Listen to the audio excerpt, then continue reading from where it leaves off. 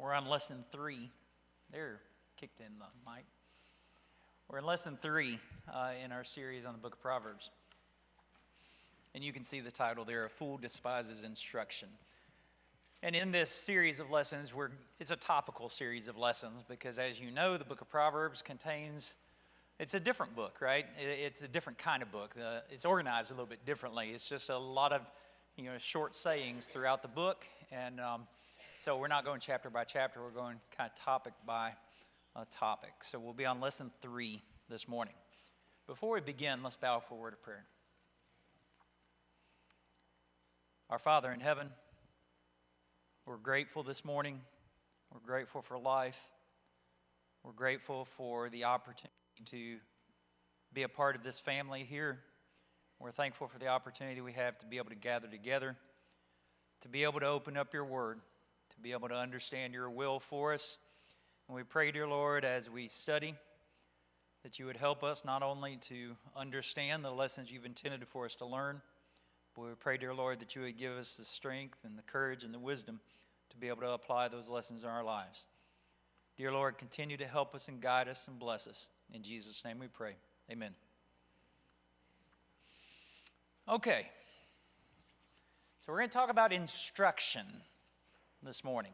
So I want to start with a couple of questions for you. Might seem like pretty basic questions. What is learning? Acquiring knowledge. It's a pretty good definition of it. So how do you get learning? Okay, you can hear it. How do you get it? Experience will give you instruction. It will give you learning. You can learn from experience. How else can you learn? I think a basic willingness.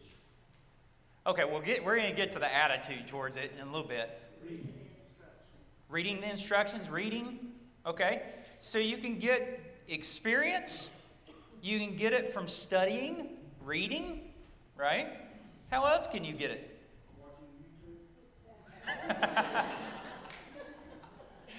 Depending on what you watch on YouTube, right? Or depending on what you learn, right? Example of others. Okay. We probably miss the most basic. Okay, wisdom is what hopefully we're getting in our learning. What are we doing this morning? How are you going to get some learning this morning and some instruction this morning? Sharing and being taught. We think of classroom learning, right? And typically you have an instructor and you have students, and then we also learn from each other. And so you can there's 3 ways. You can learn by experience, you can learn by studying, and you can learn by being taught. Okay? So you have different ways that you can get learning, get this knowledge, right? Okay. What hinders us from learning? Yes?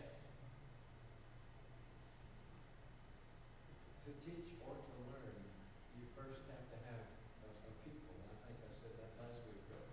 But you have to be instructable. You have to have an attitude that you want to learn. Okay. If you don't want to learn, you're not ever going to learn. All right, I like the term instructable. You have to be instructable. And that goes with it, this attitude, right? The willingness to learn, right? You're not, if you're sitting in the audience or if you're being taught by somebody, and we think about teacher-student type relationship, the teacher can do everything right, but if you don't have a readiness or a willingness to learn, then what?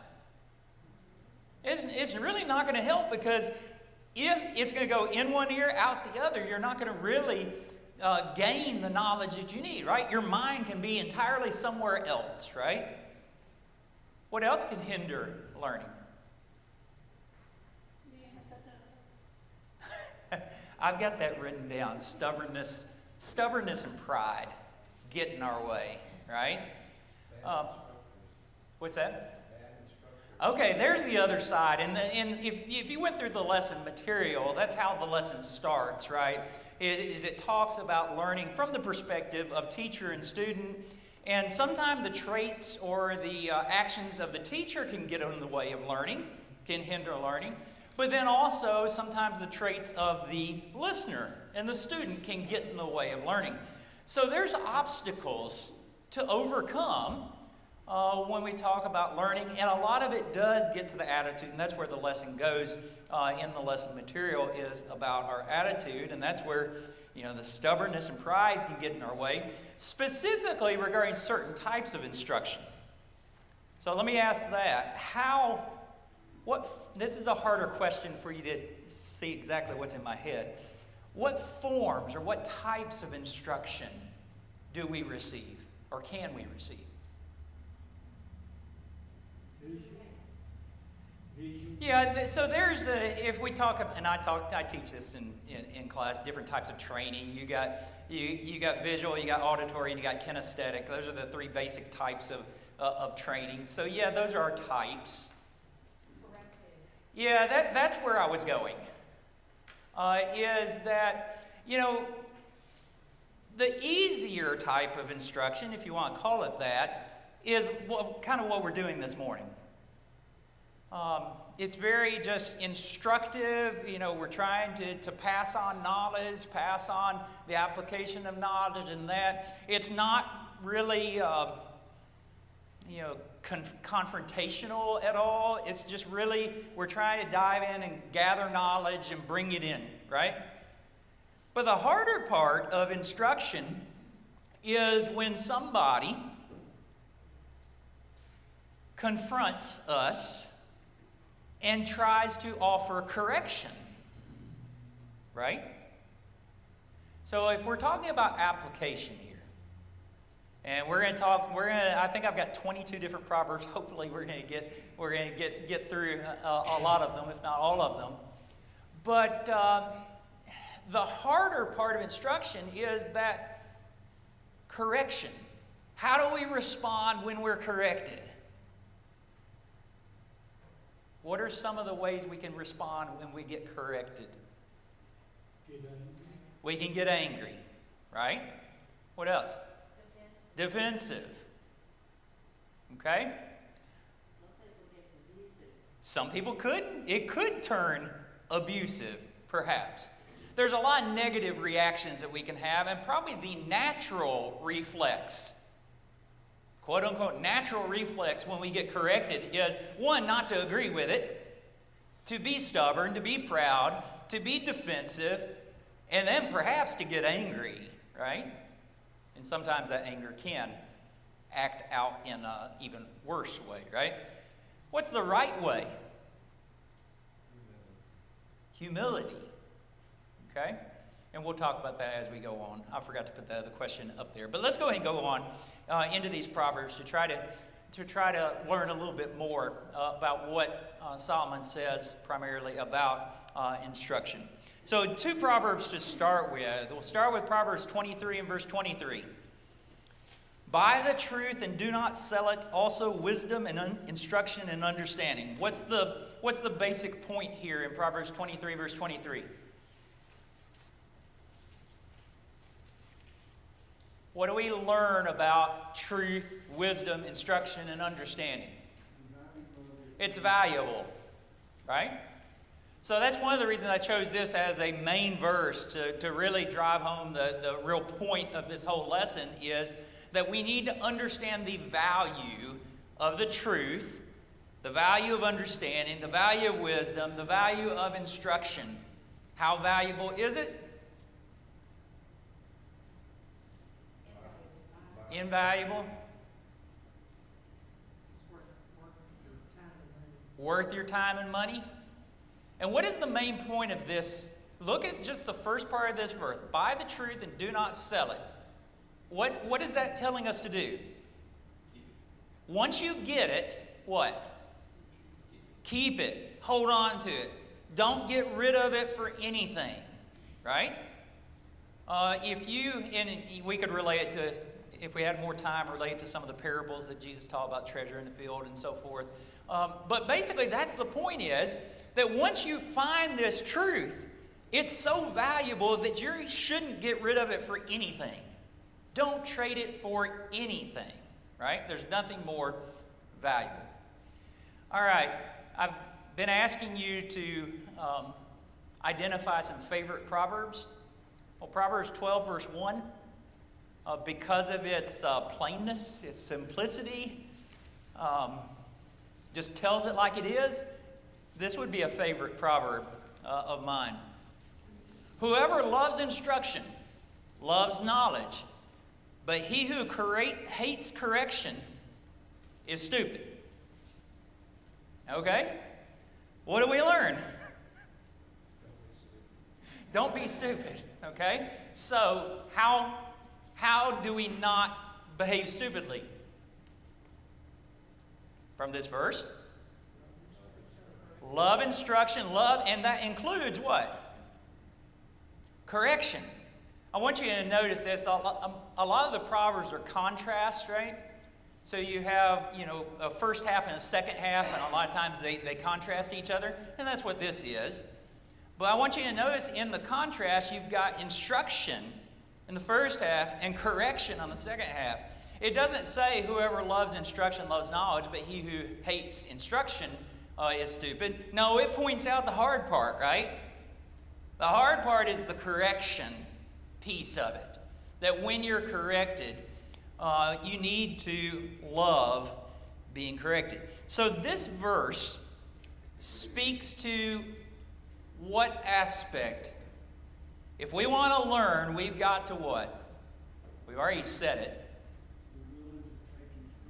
Be willing to take instruction.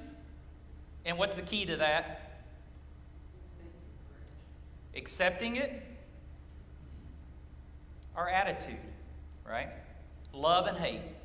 Love and hate. That's about attitude here. So we need to love instruction. We need to love even correction. We need to avoid hating it.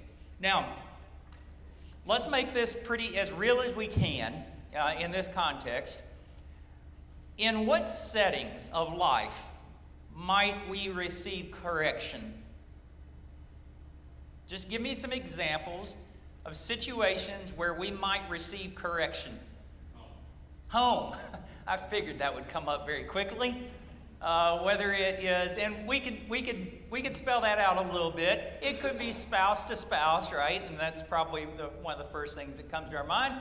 But it could be parent to child, and sometimes the parent's wrong too, right? Okay. So you need correction. What else? What are some other situations? Workplace. That's probably the second one that I figured would come up. So what types of scenarios would correction come up in the workplace? You mess up a job. Okay? Instructions to do, the job that the employer wants. Okay, the boss told you to do this, and you don't do this, and you get some type of reprimand. We might think of it that way. Or maybe we're supposed to have a project done by this date, and we don't have the project done by this date. Okay? And we might need some correction. I would assume everybody at some point in time in their work life has received some sort of correction. Even good employees at times don't do everything the way that they ought to do, right? What are some other settings? School, okay? So definitely students need correction at times, right? Because they don't do everything right. Can you think of any others? Church. That's one of the reasons we have elders, right? They watch out for our souls, and we need that correction. So there's a variety of situations, but I want you to think in your own life of times that you've been corrected or situations in which you might be corrected. And now the question is, how do we react to it? Right? How do we react to it? What about the situation in which somebody tries to correct you, but they're wrong? Could that happen? Somebody tries to correct you, but they actually don't have the facts right, and they're wrong. How should you react to that?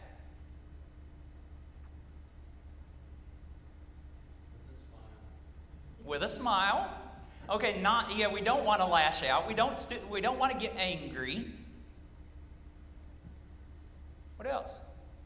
Let's make this very personal. Let's say somebody notices or perceives something about our lives and think we are doing something sinful. And they come to us. And we're able to have a conversation. And really what they're coming to us about, they're wrong. They perceived it. It's not actually reality. But they come to us and try to correct us. What should be our attitude?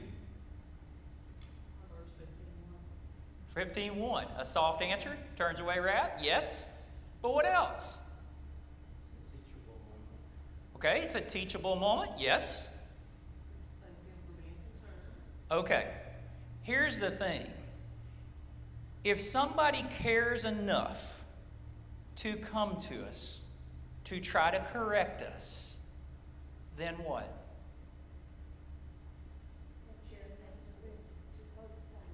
Okay. They care first. First and foremost, they care. What's the opposite of that?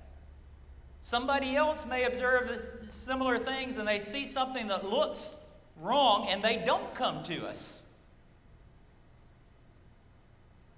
They don't care. They don't love. So the point is, every time that somebody comes to us and tries to correct us doesn't necessarily mean they're right. Right? But they care. And we need to appreciate and we need to love the person who would try to correct. Now, could there be some other issues? Could they jump to conclusions and all that? Yes. But still, don't react hastily to it. At least acknowledge the care and concern that somebody has for you. Okay? All right, let's go ahead and go on. I took a little bit too much time on the intro here. Let's get into this. What I did is I looked at this lesson. I looked at a lot of Proverbs that deal with instruction, and I summarized it kind of into 6 main points. Okay, and we'll try to get through the 6 main points here. First of all, love is wise and valuable. So turn to Proverbs 12.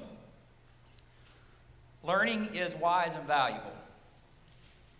Proverbs 12 and verse 15 says, "The way of a fool is right in his own eyes, but he who heeds counsel is wise." Okay, this verse speaks to the value of counsel. What is counsel? Advice. Okay, why is counsel valuable? From this verse. There's a very good basic point out of Proverbs 12, verse 15. Because why? Why might we need the advice of somebody else? Okay? Okay. Because there is a fact of life for every one of us, and that is we're not always right. Correct? And the value of counsel is that they can help us perhaps see that we're not always right. A fool is right in his own eyes. Okay? So the fool doesn't listen to advice and doesn't accept the idea that he might be wrong. Okay?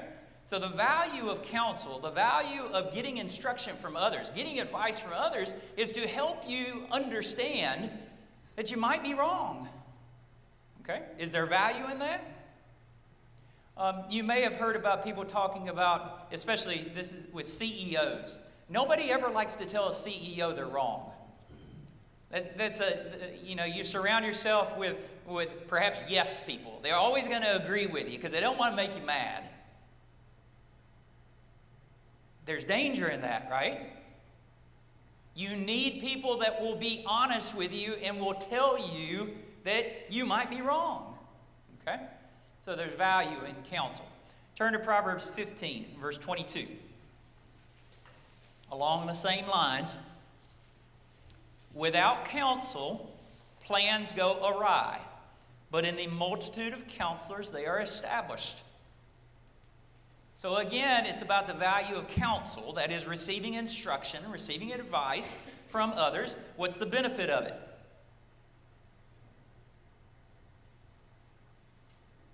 What is the benefit from this verse about counsel and receiving instruction from others? Things will have a better chance of going better, right? If you always just listen to yourself about what direction to take regarding anything, if you always just listen to yourself, guess what? You might be right some of the time, but you're going to be wrong a lot of the time too. In the multitude of counselors, what does it say at the end of it? They are established. Meaning these plans, you have a better chance of success when you get the instruction or advice of multiple counselors. Now, it depends on the counselors. I understand that. Look at Rehoboam, right? Rehoboam is probably the best example of that. He listened to the wrong people. He got advice from a multitude of people, but then he ignored the good advice and picked the bad advice, right? So, obviously, these are general truths, but listen to people is the point here. Listen to counsel, and you have a better chance for success. Okay? That's the basic point about why learning, why instruction is valuable. Look at Proverbs 17 and verse 24. Wisdom is in the sight of him who has understanding, but the eyes of a fool are on the ends of the earth. Okay, so somebody who has understanding, how does that help them?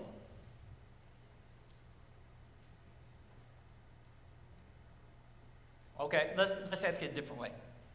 What is the problem with the person who is a fool, with the eyes of a fool in this verse? What is the problem with the eyes of the fool? Well, look at this. He looks right through the truth and don't even see it. Okay. That's just one way I look at that. All right.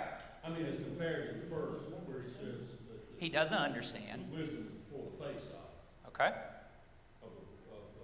him to understand. Where are the eyes of the fool? Everywhere. Where should your eyes be? The person who has understanding can what? They can see. The point that I see here is learning, understanding allows us to focus.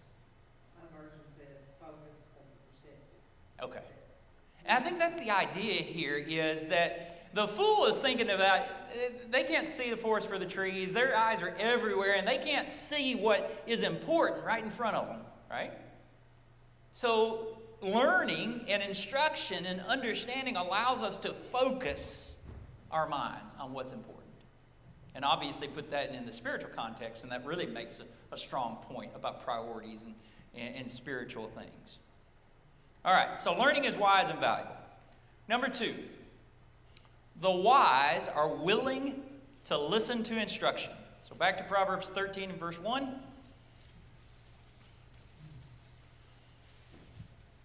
A wise son heeds his father's instruction, but a scoffer does not listen to rebuke. Okay? The main point here is about being willing to listen. Okay? Willing to listen. Because what you see, especially in the second half, is, wise son heeds or obeys his father's instruction. But the opposite of that, the contrast of that, is the scoffer doesn't even listen. Right? Somebody tries to rebuke. What is rebuke? Correction. Strong correction. Right? A scoffer's not even going to listen to it. A fool's not going to even listen to it. Okay, they're not going to get to the point about, do I heed it or not? No, I'm not even listening to it. I don't want to hear what you have to say. So the wise are willing to listen. Okay? Look at Proverbs 15 and verse 5.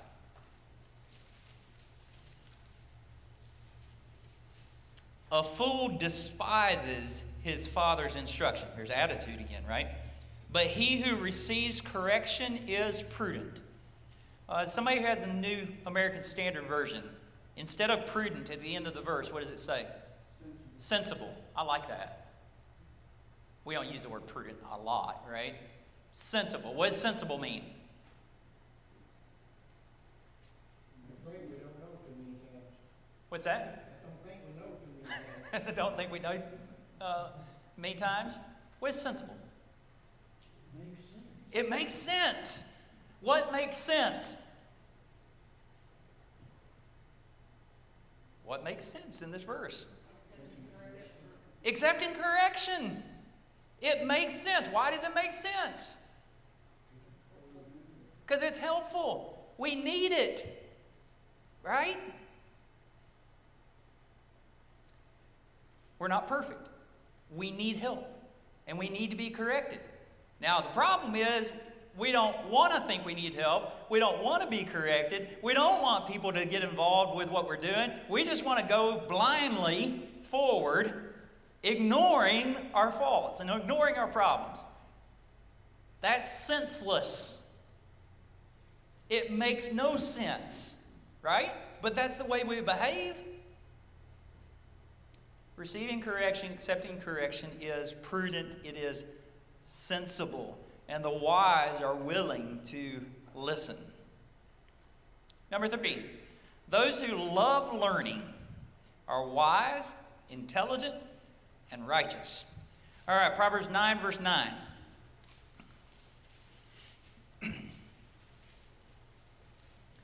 Give instruction to a wise man, and he will still be wiser. Teach a just man, and he will increase in learning.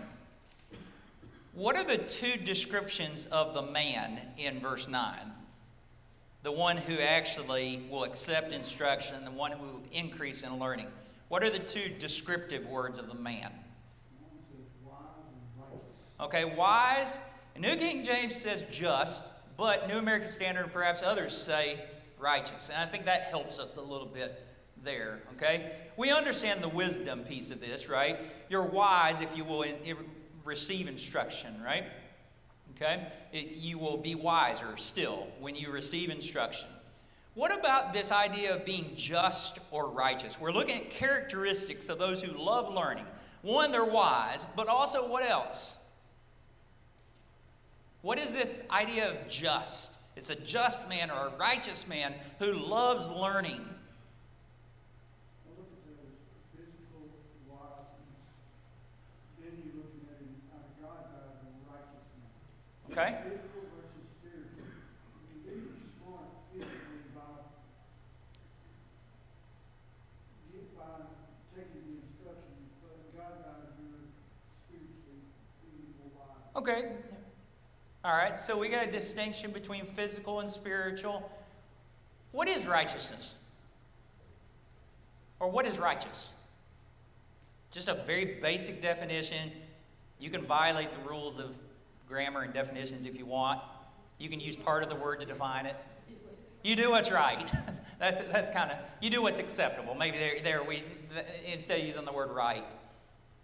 But righteous, or being righteous, means that you're doing what's right. If you are trying to be righteous, if you are trying to do what's right, then you are going to what? Accept instruction, love learning, love instruction, continue with correction. If that's what your goal is, if you are a righteous person, meaning you're trying to do what's right, then you are going to love learning. Why? Because it will help you what?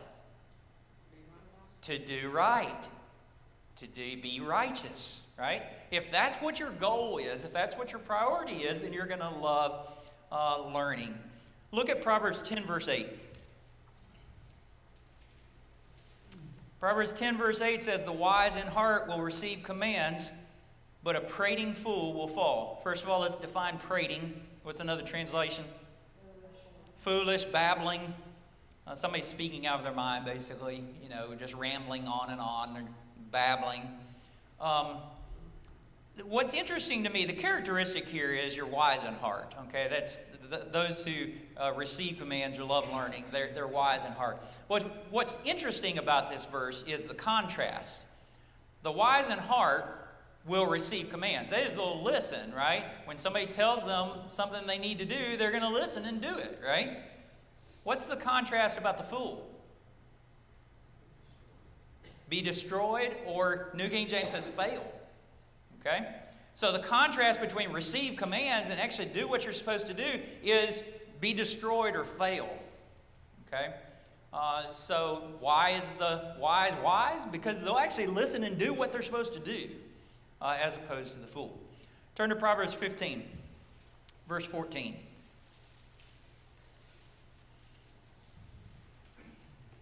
The heart of him who has understanding seeks knowledge, but the mouth of fools feeds on foolishness. Now, I really like the New American Standard in this verse. The mind of the intelligent seeks knowledge, but the mouth of fools feeds on foolishness. Okay? So listen to that again. New American Standard. The mind of the intelligent seeks knowledge, but the mouth of fools feeds on foolishness. Okay. First, the quality here is those who love knowledge, seek knowledge, love learning, love instruction, is they're intelligent. Okay? They have understanding, meaning they have knowledge. They're smart. They're intelligent. The opposite is the mouth of fools feeds on foolishness.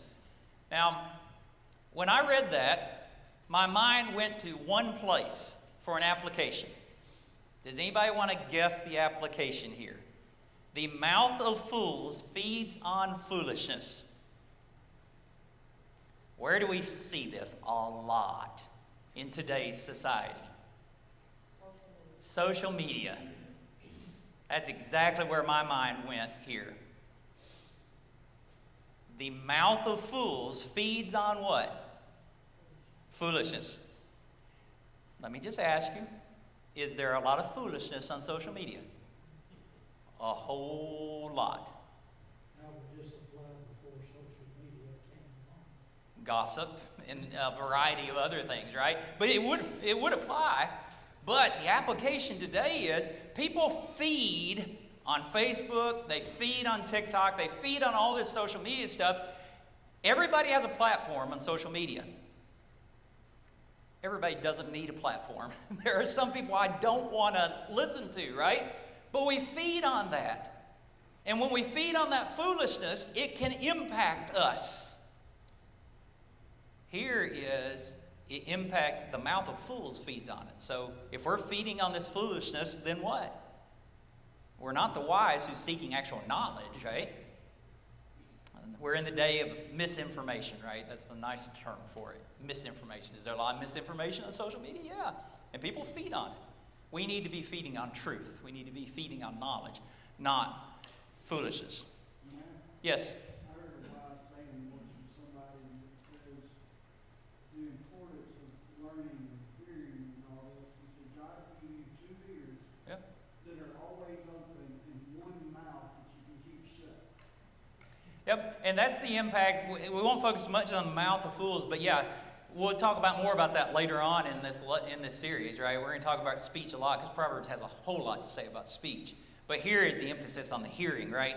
And actually receiving the instruction. All right, let's move on to the next point.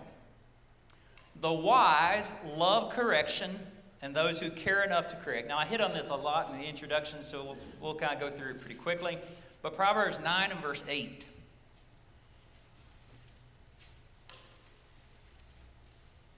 Do not correct a scoffer, lest he hate you. Rebuke a wise man, and he will love you. Now, these are general truths, right? You know, the first part of it, should you try to correct fools? Well, it's going to be a waste of time, and they're not going to like you for it. I mean, that's the first part, right? They're going to hate you if you try to correct a fool, to correct a scoffer. But the real main point is in the second half of it. Rebuke a wise man, and he'll what? He'll love you. Rebuke. That's strong correction. A wise man is going to love you because you care enough to come to them and help them, right? The wise man is all about the instruction. If somebody is willing to come and give me instruction, then I should appreciate that, right? That's the point here. Look at Proverbs 15, verse 12. This is focused on the other side, the scoffer. A scoffer does not love one who corrects him, nor will he go to the wise. What's the extra point that we learned there? A scoffer won't just not listen, but what? He's going to avoid the people who would be likely to tell them what they need, right? Okay, that just tells you the extent of foolishness in the scoffer, right? That they not only don't want to listen, they're going to avoid anybody who might try to help them. You know, I, working in construction many years ago, one of the things I got to notice is a guy and his wife would be having troubles, and who does he go for advice? Those that have been divorced. Right. I saw that over and over, and it led to the same thing. Yeah, they avoid going to the people who could give them good advice, and they go to the people who, you know, aren't going to give the advice that they need. They're probably just going to say what they want to hear and so forth, right? So there's a really good lesson there, right? We need people around us who will tell us what we need, and we need to seek out that knowledge, right? We need to seek out that instruction. All right, number 5 here. It is useless to teach a fool. Useless to teach a fool. Proverbs 17 and verse 10. Rebuke is more effective for a wise man than 100 blows on a fool. Okay, so this verse teaches about 2 ways to learn. What are the 2 ways to learn in verse 10?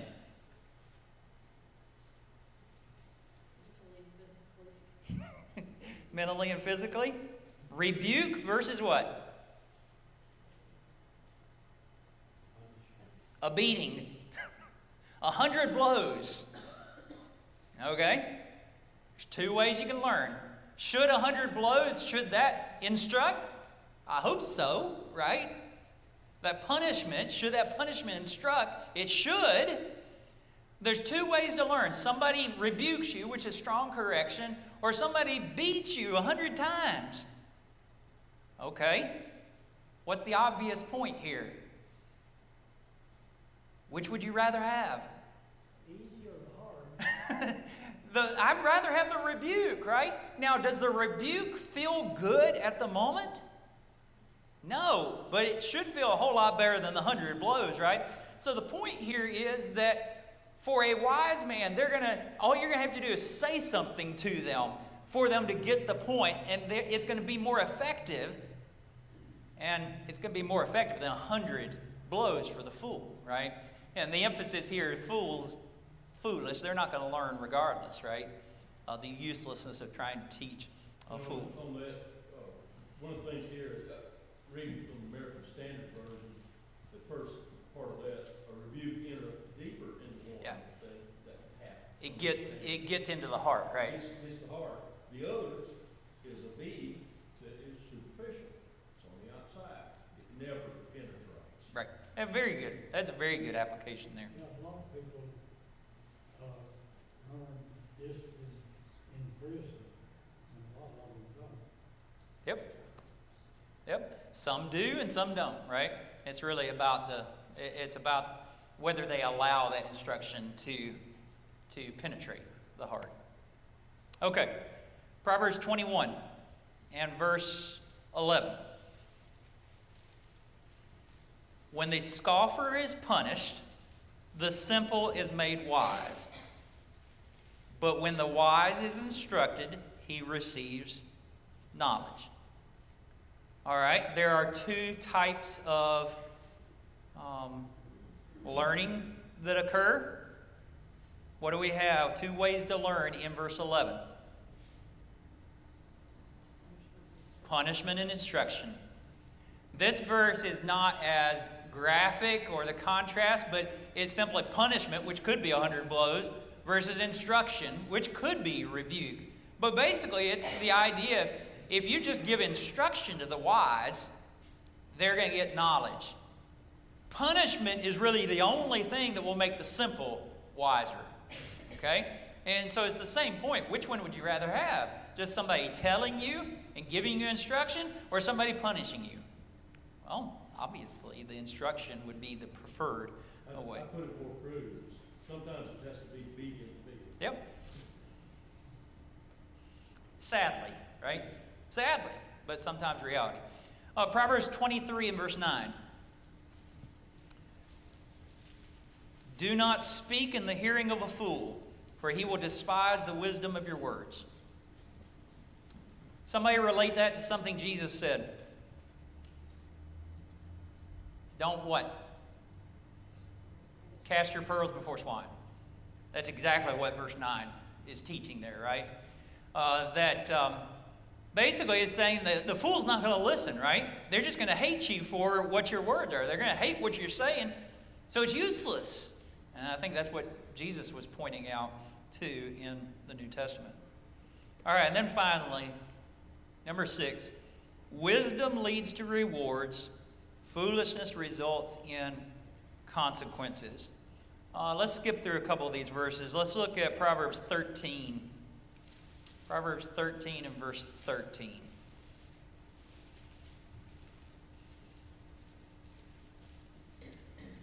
He who despises the word will be destroyed, but he who fears the commandment will be rewarded. Okay, what's the contrast here as far as result? You got two results. What are the two results? Destruction and reward. Okay, destruction and reward. Now, those are the two results. Who's going to be destroyed? Despise the word. And it's the attitude again. And a lot of these verses focus on attitude towards the word. Now, I don't necessarily think that Solomon is specifically talking here about commandments that come from God, although the application certainly is there. I think basically the idea here is that fools are going to despise commands regardless. And because of that, they're going to fail. Okay? Whether those are commands of God or commands of men, they're going to ignore people telling them what to do, and that's going to lead to their destruction. How many people do you know that don't want to be told what to do? Don't tell me what to do. What's that going to lead to? It's not going to lead to success. It's going to lead to failure. Whereas those who fear, those who respect, those who listen to commands and listen to what is being instructed are going to be rewarded. It's going to result in success. Okay? Let's look at Proverbs. Look at verse 18 real quick of chapter 13. Poverty and shame will come to him who disdains correction, but he who regards a rebuke will be honored. So again, you've got the contrast there. You've got poverty and shame versus honor. Okay? And the two things that influence those, disdain correction, regards a rebuke. Regards a rebuke is the idea that you listen to it, you value it, you regard it as something valuable. Okay? And that will lead towards your honor. Look at Proverbs 19 and verse 16. Proverbs 19 and verse 16. He who keeps the commandments keeps his soul, but he who is careless of his ways will die. Okay? Perhaps a little bit more focusing on commandments of God here, because it's talking about the soul. But basically, you keep your soul as contrasted to dying. And then let's just skip to chapter 21 and verse 16, the last one.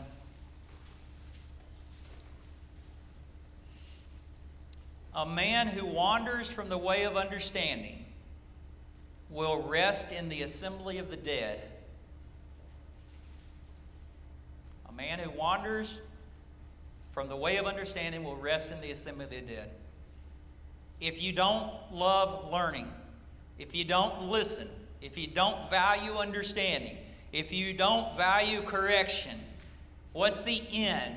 In the physical life, many times, death, destruction, failure. And in the spiritual realm, when we start talking about spiritual things, is that applicable? Yes, spiritual death awaits those who are devoid of understanding or wander from understanding. Thank you very much for your attention and comments this morning.